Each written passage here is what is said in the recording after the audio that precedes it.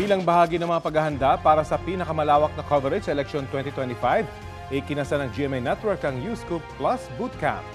Mahigit 100 estudyante mula sa iba't ibang universidad at kolehiyo ang lumahok sa training.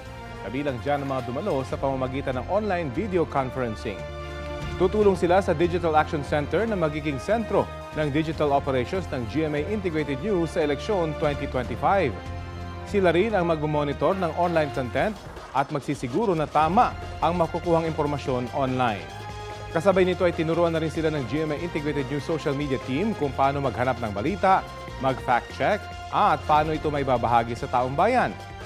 Ilang GMA Integrated News reporters ang nagkwento ng kanilang karanasan sa trabaho, kabilang po riyan ang inyong lingkod.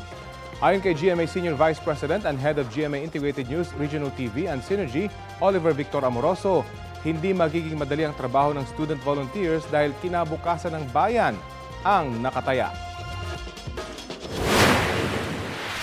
It will be hours and hours of hard work, non-stop work as we aim, as we have always done so, to provide our fellow Filipinos the most trusted and most comprehensive coverage of the elections.